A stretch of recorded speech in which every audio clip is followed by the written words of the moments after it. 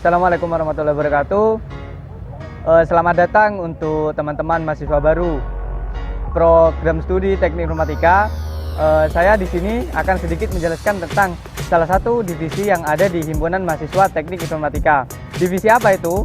Divisi itu bernama Software Development atau biasa kami menyebutnya SoftDev.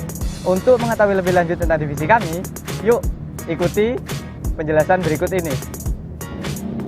Oke, kita lanjut ke materi tentang Software Development Divisi. Oke, di sini divisi kami bernama Divisi Software Development. Sebelumnya ini adalah profil kami, yang mana kami beranggotakan 6 orang, dengan saya sendiri Dika Syabulbari sebagai koordinator. Lalu ada Ahmad Wali Syafaat sebagai staf divisi kami, Romat Kurniadi juga.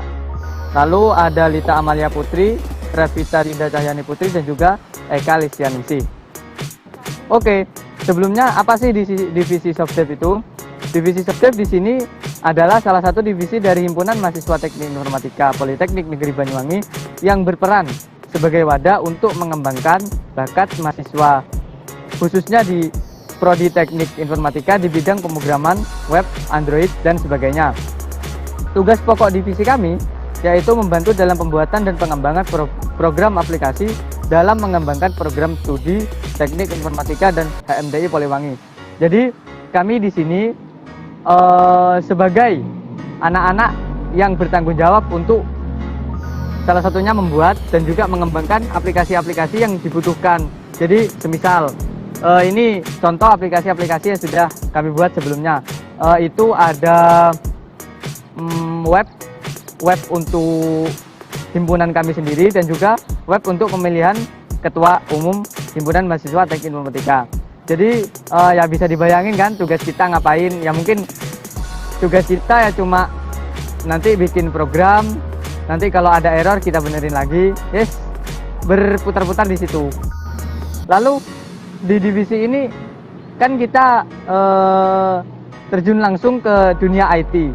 Sebelumnya kita harus tahu dulu IT ini apa. IT adalah singkatan dari Information and Technology. IT memiliki makna yang biasa digunakan dalam teknologi informasi di komputer dan smartphone. IT bukan hanya kata yang merujuk ke komputer, tetapi memiliki makna yang luas. Misalnya, sistem keamanan dan juga cara informasi diproses.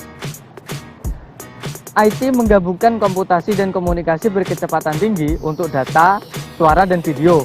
Bukan hanya komputer, tapi juga ponsel, TV, radio, peralatan elektronik, dan akhir-akhir ini internet. Ini adalah istilah umum yang menjelaskan atau membantu orang membuat, memodifikasi, menyimpan, berkomunikasi, atau mendistribusikan informasi. Jadi IT sendiri itu jangkauannya cukup luas gitu loh. Jadi tidak melulu tentang smartphone aja, terus mungkin aplikasi aja, tapi itu meluas di berbagai bidang. Karena seperti yang kita tahu sekarang, semua kegiatan atau semua hal yang dilakukan oleh manusia itu tidak jauh dari IT. Jadi seperti itu. Selanjutnya, mungkin teman-teman kan udah tahu kan pengertian IT itu apa, terus IT itu bergerak di bidang apa. Mungkin teman-teman penasaran mau lulus ini kan mungkin ingin bekerja dan melanjutkan passion teman-teman di bidang IT. Ya. Berikut adalah beberapa pekerjaan-pekerjaan di bidang IT. Yang pertama ada programmer. Mungkin banyak teman-teman tahu, programmer merupakan salah satu profesi yang paling dicari karena tugas seorang programmer untuk mendesain dan membangun sebuah program. Program yang apa? Program ini biasanya kan dibuat untuk memudahkan pekerjaan manusia. Oleh karena itu, seorang programmer adalah bagian penting dari organisasi perusahaan yang menggunakan teknologi IT sebagai standarisasi. Meskipun perusahaan tersebut bukan perusahaan IT, tapi dengan adanya IT, perusahaan tersebut bisa lebih mudah dalam mengerjakan tugas-tugas dari perusahaan tersebut. Nomor 2 ada network engineer, bekerja di dunia jaringan. Pekerjaan ini lebih berfokus pada sistem jaringan yang membentuk sistem komunikasi dalam konteks organisasi bisnis. Sesuai namanya, seorang insinyur jaringan harus dapat menangani masalah jaringan untuk pemeliharaan dan pemecahan masalah. Oke, di sini mungkin teman-teman udah banyak yang tahu makna dari jaringan, seperti jaringan internet, jaringan LAN, itu kan mungkin teman-teman juga udah banyak yang tahu kan. Nah, network engineer di sini, teman-teman nanti akan fokus bagaimana menghubungkan antara satu device dengan device yang lain. Selanjutnya nomor 3 ada IT support. Jenis pekerjaan ini membutuhkan perangkat lunak umum, jaringan, dan keahlian pemecahan masalah PC. Oleh karena itu, pekerjaan ini memerlukan dukungan IT untuk memahami dasar-dasar semua bidang dan departemen IT terkait dengan peningkatan dan penanganan teknis. IT support yang ada di bagian programmer mungkin nanti membantu apa aja kebutuhan yang dibutuhkan oleh sang programmer. Atau nanti IT support di bagian jaringan bisa membantu penyelesaian masalah atau penanganan teknis barangkali si network engineer tadi butuh bantuan. Oke, nomor 4 adalah database administrator. Database administrator adalah jenis pekerjaan IT terkait dengan basis data yang digunakan dalam program terjadwal. Dalam pekerjaan ini, administrator basis data harus dapat memelihara dan mengamankan basis data dalam satu sistem. Kita beri contoh seperti di admin, contoh admin sekolah atau admin perusahaan. Kan tugas mereka hanya melihat dan mengelola data yang ada di perusahaan tersebut. Oke, selanjutnya ada security engineer. Pengetahuan ini juga sangat dibutuhkan di perusahaan yang menggunakan standarisasi IT, karena pekerjaan seorang insinyur keamanan memiliki tanggung jawab yang sangat besar. Kenapa? Karena data-data di perusahaan tersebut kan rawan untuk dicuri dan digunakan oleh orang yang tidak bertanggung jawab. Jadi di sini tugas security engineer adalah mengamankan data-data yang ada di perusahaan tersebut, dan masih banyak pekerjaan lain. Oke, selanjutnya kan kita divisi software development, pasti kita bikin aplikasi atau program. Nah, bikin aplikasi atau program itu gak bakal jauh sama yang namanya bahasa pemrograman. Bahasa pemrograman atau programming language adalah sebuah instruksi dasar untuk memerintah komputer agar menjalankan fungsi tertentu.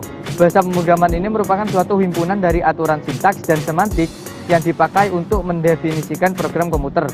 Bahasa ini memungkinkan seorang programmer dapat menentukan secara persis data mana yang akan diolah oleh komputer, bagaimana data ini akan disimpan, diteruskan, dan jenis langkah apa secara persis yang akan diambil dalam berbagai situasi.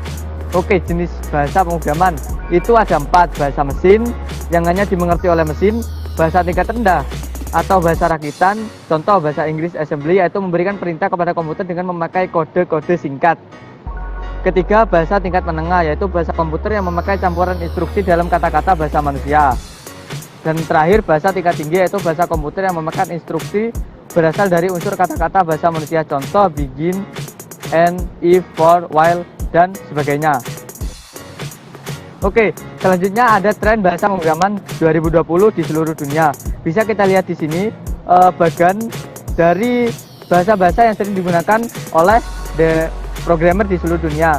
Untuk menempati posisi pertama ada Python, lalu Java, JavaScript, C#, lalu PHP. Di Indonesia sendiri bagaimana? Nah, berikut merupakan tren bahasa pemrograman 2020 di Indonesia. Nah, di Indonesia cukup berbeda karena PHP menempati posisi teratas karena mungkin mayoritas orang Indonesia masih banyak yang menggunakan PHP, masih belum pelajari bahasa. Oke, selanjutnya terakhir untuk tugas kalian, karena saya rasa kalian mungkin cukup mampu untuk mengeksplor kemampuan kalian. Oke, kami akan memberikan tugas. Yang pertama, kalian membuat halaman website sederhana berupa daftar riwayat hidup atau CV. Halaman dibuat dengan HTML dan CSS. Nah, ini bersifat wajib. Lalu, jika memang kalian bisa menggunakan JavaScript di dalamnya, maka silakan ditambahkan. Selanjutnya, halaman responsif di device yang berbeda. Itu bisa menambah nilai kalian, karena nanti tugas-tugas ini akan diberi nilai. Selanjutnya, halaman diupload di https://www.netlify.com.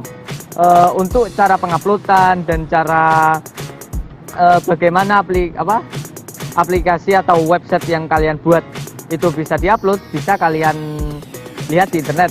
Untuk selanjutnya, contoh halaman bisa dilihat di link berikut, https://rohmatku.netlify.app.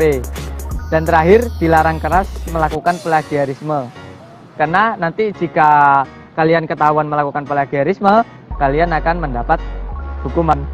Oke, tugas nomor 2, membuat video tutorial instalasi sistem operasi Linux versi apapun. Yang pertama, instalasi melalui VirtualBox atau VMware. Untuk apa itu VirtualBox, apa itu VMware, bisa kalian cari sendiri di internet. Lalu yang kedua, video disertai penjelasan suara dari mahasiswa. Jadi nanti kalian bisa screen recorder laptop kalian, lalu kalian beri penjelasan di setiap step yang kalian laksanakan. Terakhir, video di-upload di akun YouTube masing-masing. Ketiga, kedua link tugas di atas dikumpulkan lewat Google Form yang disediakan oleh panitia nantinya, dan batas pengumpulan tanggal 15 November 2020. Oke, terima kasih. Mungkin sekian yang bisa saya sampaikan. Selamat mengerjakan. Salam teknologi.